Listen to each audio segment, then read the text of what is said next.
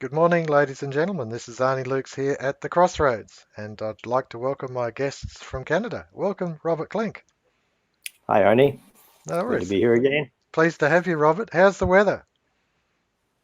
It's all right. It's around freezing, and we haven't had too much more snow, so we're now into February. We can begin to see the days lengthening and Mhm. see possibly spring being here in a month and a half or two. So, Okay, beautiful, beautiful. Well, we've had about 4 inches of rain in Adelaide, where I live, in the last couple of weeks, and it's been beautiful. Wallace Clink, welcome, Rob Wallace. How are you going? Well, hi there, Arnie. I think we're doing okay. Our weather is unremarkable. It's been fairly nice around the freezing point. Actually, that's dangerous because it has on occasion during the latter part of the day or even during the day been a little bit dangerous from the standpoint of risk of falling and that sort of thing.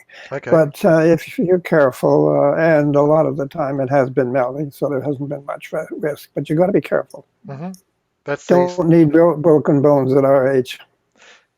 Our age. I'll remember that. Thanks, Wally. yeah, Very good, very good. Okay, we the won't say what Wally's age is. the 21. That's right, same as everyone else. Okay, today's subject, cultural heritage. I think it's an important subject because it actually is the building blocks on which we as Mhm. communities and countries and nations um, are actually founded on. And I think it's very, very important because there's so much going on. This question of where we have come from and the lessons of history are so, so important. Wally Clink, your thoughts?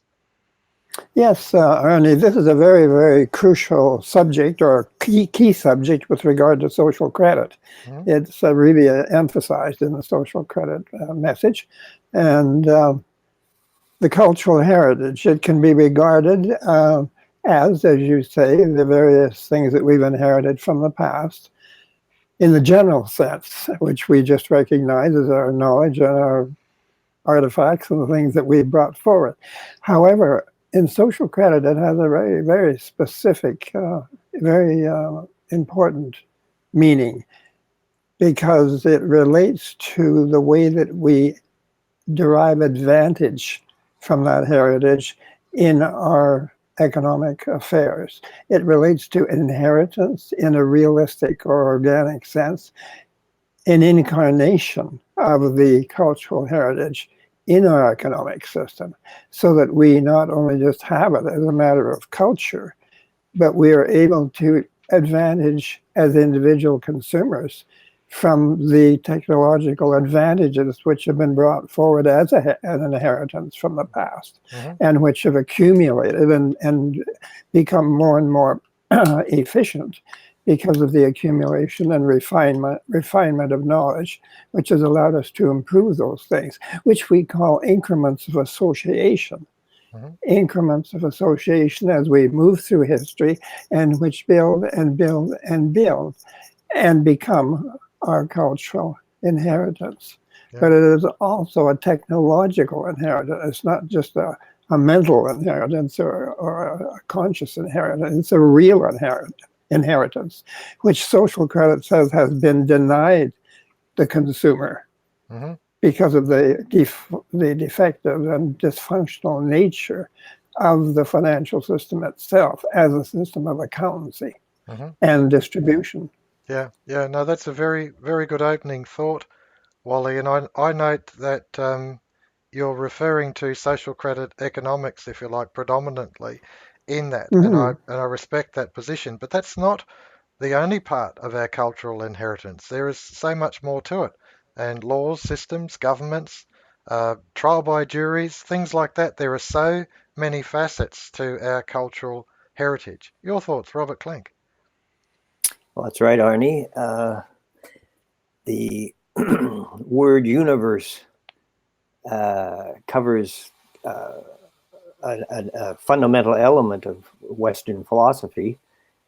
The idea derived from Christianity was that the all that exists is a creation of a creator, and that uh, it's it is subject to laws, we could call them natural laws, that are discoverable. Mm-hmm. And the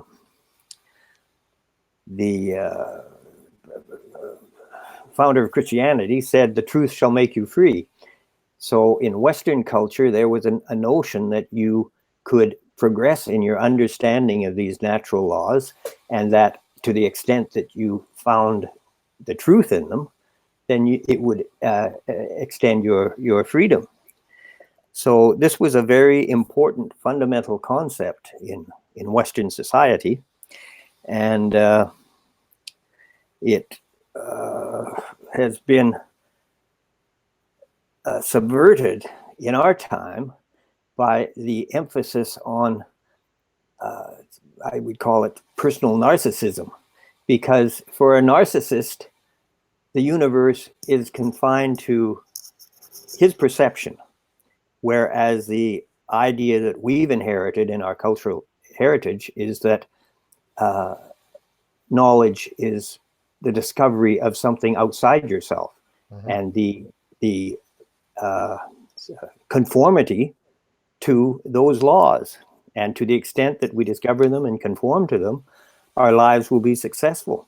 Yeah. But the narcissist is in a tiny little room of his own constructing, and he believes that the only reality is what he is thinking or perceiving. Mm. He is not looking outside himself. But this is a departure from what has led to the great achievements of Western society. Yeah, yeah. I was visualizing then of the development of fire as a tool, and the fact is that okay, we see fire and we say yes, we can cook with fire and things like that, or we could possibly warm our home with fire.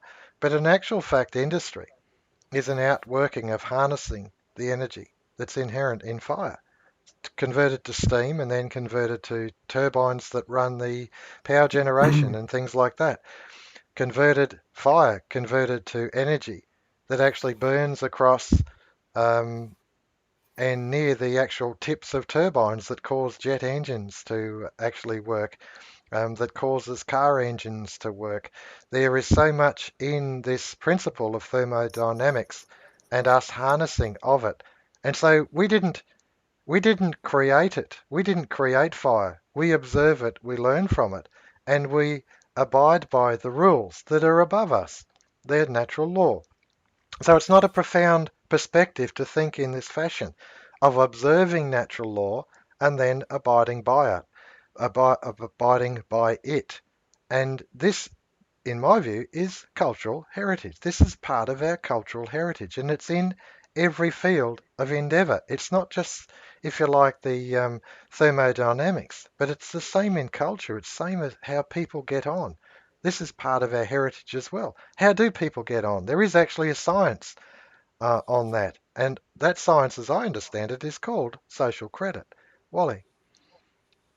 Yes, Ernie, that's correct. I think there is a conception in a lot of people's minds that Christianity, religion as such, is just, an artificial construct that has been built up to explain things or to control people, and that it doesn't really have an application in the real world.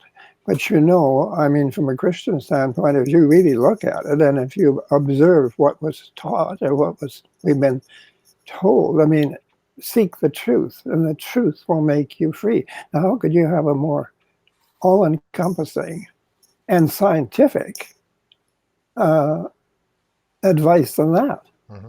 Because there is really no limit. We can't place limits on truth. We can only keep searching for it. And we don't know of any limits to it. So far, we haven't reached those limits. But we've certainly opened up some enormous areas of truth which have modified our lives dramatically Mm-hmm. and fundamentally. So I think that as I see it, the Christian message is really scientific. It's spiritual, but it's a combination of the spiritual and the physical. It's all embracing. Mm-hmm. And so that it is really, really looked at in a universal sense, it is really the most emancipating thing you could possibly imagine. Yeah. But if you abstract it and separate it and remove it from the real world and put it in some extraterritorial domain, then it becomes non-applicable or non-applicable to our actual lives. And I think that has really turned a lot of people away from the truths that are embodied within the Christian message. Yeah. Yeah. Listening to you, Wally, I'm thinking of things like habeas corpus and trial by jury. I know I've gone off on a tangent, but the fact is that those truths, if you like, that are inherited in those legal positions, habeas corpus, that you can't have secret trials without producing the person. The person has to face their accusers. And then trial by jury. If the judge stands to judge and also to adjudicate punishment and things like that, there's too much power handed into that person. But with a jury, and especially a jury of your equals, of your peers, a jury, then of course guilt has to be proved beyond reasonable doubt. These things are part of the natural law. The natural law being that people can be corrupted. Judges can be influenced politically. They can be got at. But your peers, your equals that are there as to adjudicate as to whether you're not guilty, whether guilt is proved or not, that to me is a very important observation of natural law, of how people do get on and how it's best served. Certainly not perfect, but still very, very good. Robert Klinck. Yes, principles like that have taken a long time to discover, but Magna Carta incorporated these fundamental ideas. There might have been versions of them before that, inspired by the culture of Europe, particularly, I guess, of British Europe. And well, it was a very sophisticated legal system in Rome as well, but it didn't have those personal protections that the English system eventually developed. So those principles becoming incorporated in our experience become extremely important, and they can become increasingly refined as time goes on, perfected. And the thing is that you have to have criteria for that development. And the criterion in Western culture was personal freedom. It was to guarantee the rights of the individual. Now, this was imperfectly done, of course, but it remained as an objective in the eyes of many people who were inspired by that culture. So, there were tremendous technological achievements in other societies. For example, China advanced very far in many areas.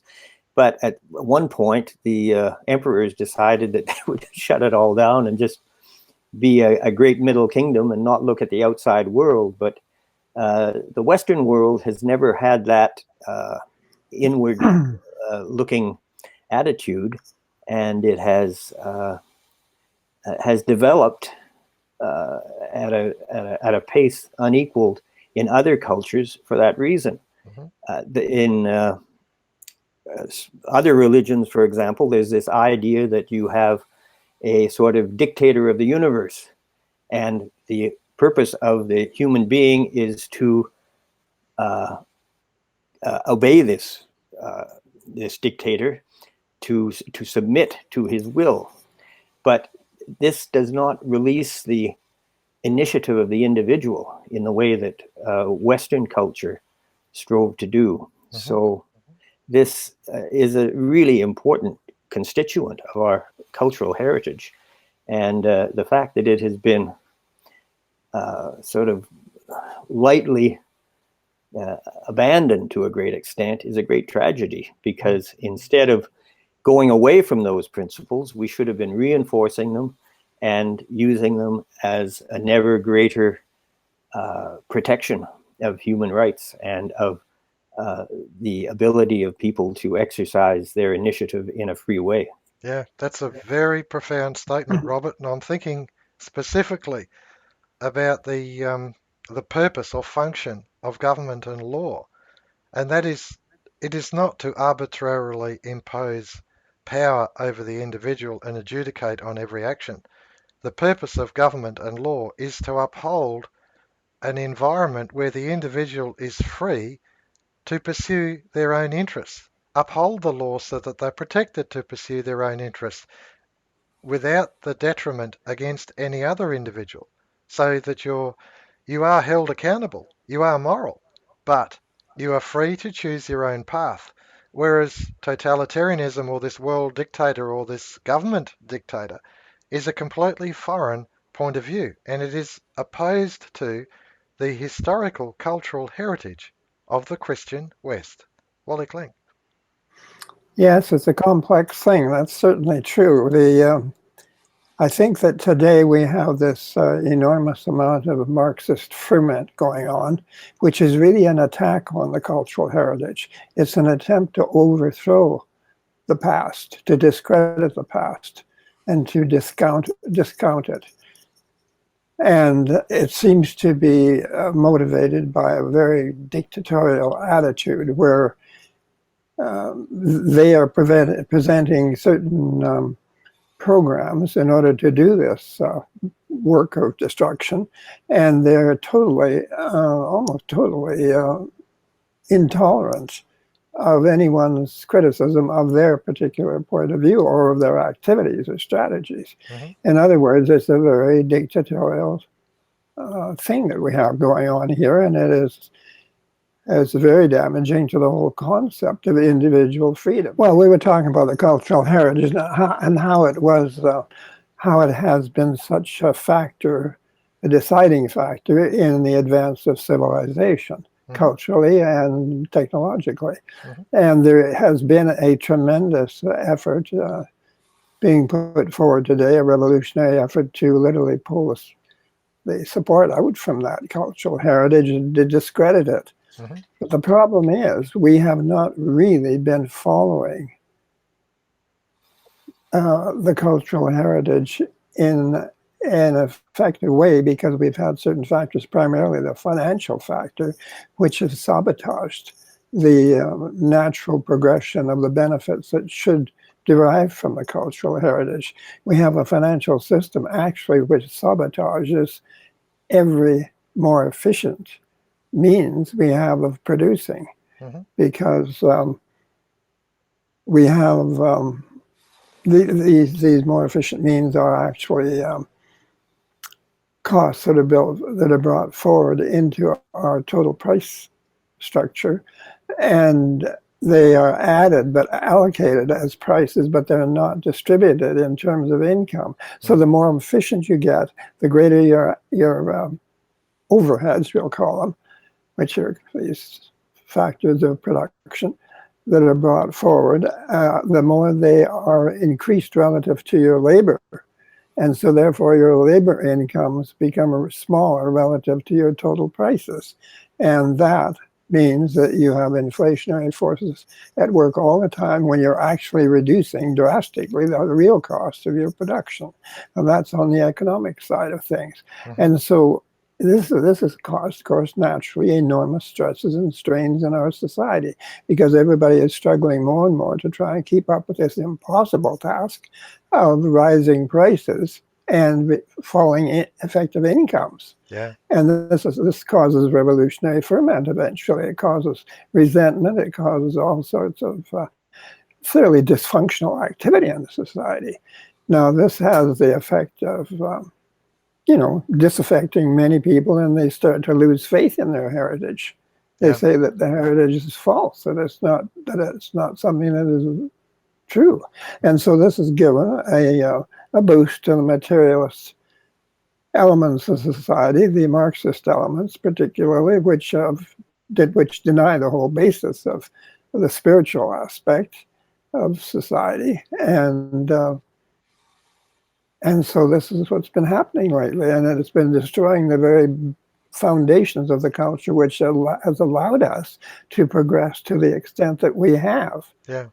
Yeah, what we've got, as I read it with what you just said, Wally, is we've got this technology, this cultural inheritance, advanced control, robotics, industry, harnessing of thermodynamics of energy, and harnessing of minerals to produce an absolute material abundance.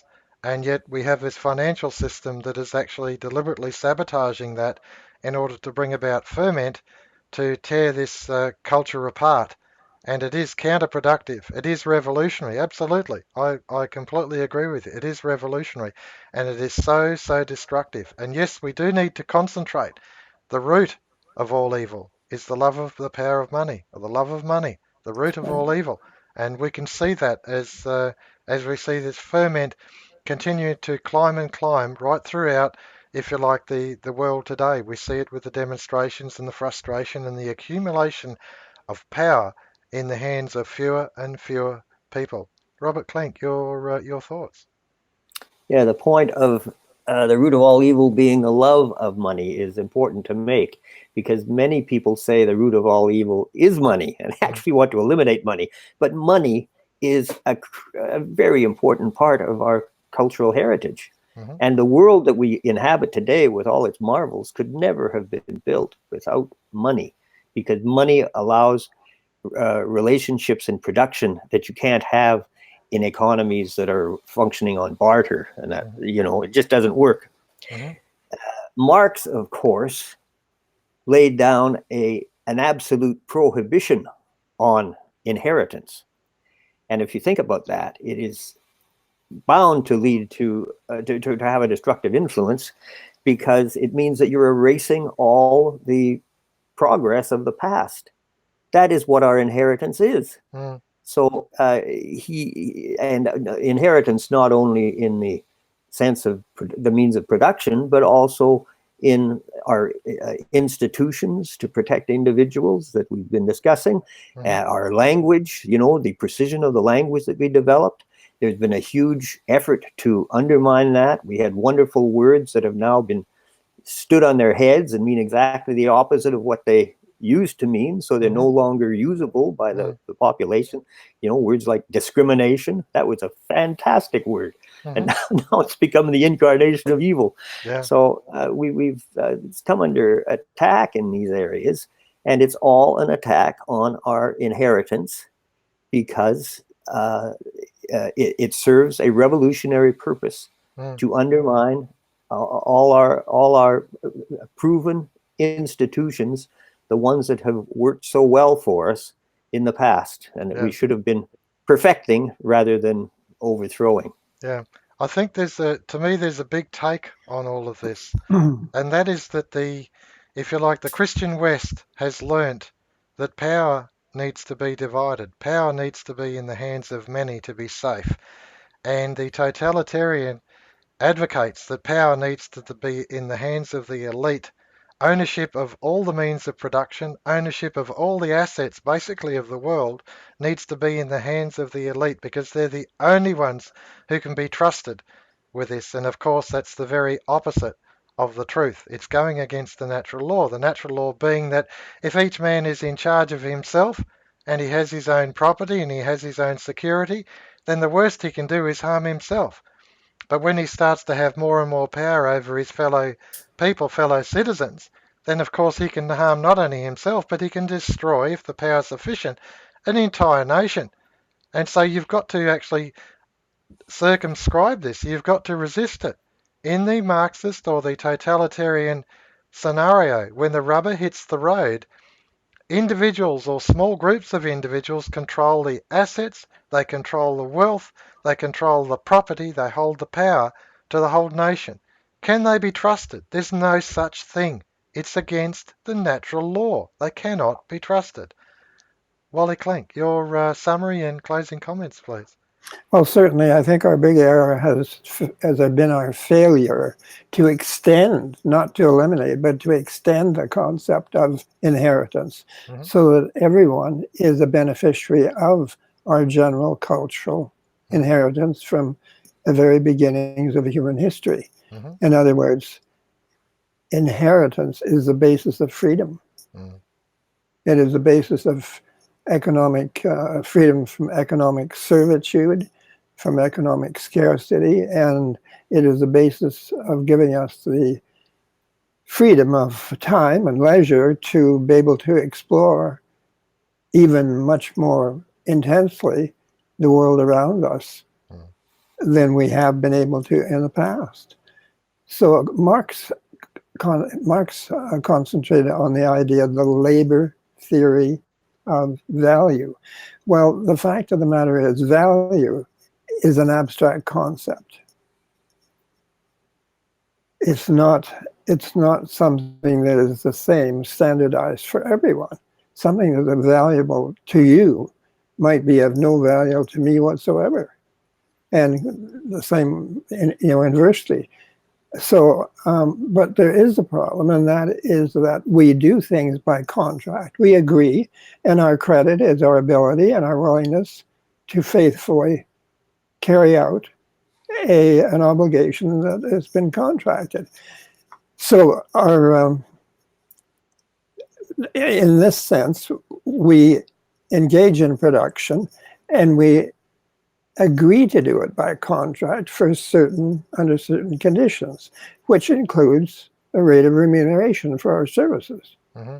We don't, at the end of the process, get into an uncontrolled haggling thing over prices. In general, industry does have what's called margins. It estimates its ability to provide services and what incomes it requires in order to do it profitably. And that is an honorable way of doing things. It's not haggling. Hmm. But we do in this process create financial costs, and those financial costs have to be recovered from consumers. And the problem with the present system is that the consumer does not have sufficient income in the aggregate to meet the aggregate of prices which are generated in each cycle of production. Yeah. And it's a cumulative deficiency, and it leads us to, as Douglas said, and Keynes agreed. He admitted that it would appear that we would increasingly be forced to live today by drawing on tomorrow. Yeah. In other words, we mortgage the future in order that we can obtain what we produce today. It's a financial phenomenon. It's got nothing to do with reality. Yeah. It's not just a production of things which, when produced, are dispersed. Everyone doesn't just have an automatic key to the storehouse. No. It's something that you have to work all over again in order to go back and obtain what you produced in the past. That's right.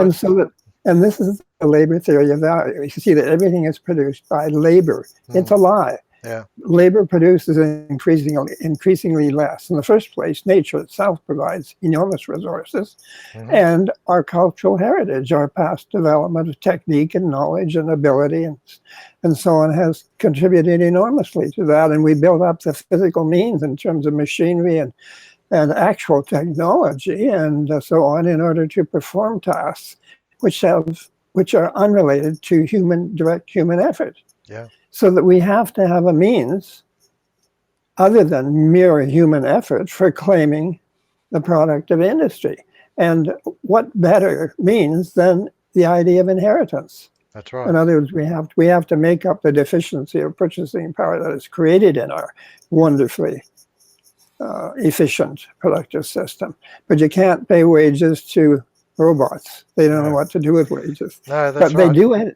they do enter the cost of goods and services from the past, and we have therefore to pay the equivalent of their wages to the individual consumer as an inheritance. Yeah.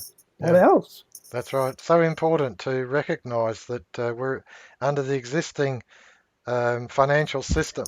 We're incapable of liquidating the costs as they come off the production line. We're incapable of liquidating it. The wages and salaries and dividends of all industry are incapable of liquidating the prices of the products of industry. We can't do it. And that's where the world debt, the national debt, the state debt, the private debt continues to go through the roof. None of it's getting less and less, it's getting more and more. And that's the demonstration. When the rubber hits the road, The debt is increasing, and that's a reflection of the inherent flaw within the financial system that needs to be addressed. Your thoughts and closing comments, please, Robert. Well, that inherent flaw is what alienates the population from their inheritance, which should be their natural inheritance. Mhm. And the primary, or at least a key element of education should be to reveal to students the nature of this inheritance. And if ever it were revealed to them, they would not be very satisfied with the state of the world. You know, you look at our society and you have all this increasing crime, you have people being driven to prostitution, people being driven to suicide by the thousands and thousands, and it's regarded as a natural or a perfectly normal state of affairs. Well, it isn't if the population has been denied access to the fruits of their inheritance. That's right. And that is the situation we're in, and it's absolutely intolerable to anybody who gets a glimpse of what the potential of our society is. Yeah, yeah. No, beautifully put, Robert. And the potential that's there, it's sitting, it's staring us in the face. But we have to demesmerize. We have to actually take the cotton wool that we look at the financial system as being money, as being something, whereas it's only a claim. It's only numbers. That's all it is. It's only numbers, a claim. And if it was brought into equilibrium, we would be able to buy what we produce. There would be enough issued credit that when the farmer produces the crop, we can actually purchase it. That's what it's about. It's that straightforward, and we really do need to be demesmerized. Thank you so much for today, gentlemen. It's been an excellent forum, the cultural heritage. Thanks again, Arnie. Yeah, thanks, Arnie. It's really interesting to explore these things. It's very fascinating and it's very rewarding. You never know where you're going to end up. That's right.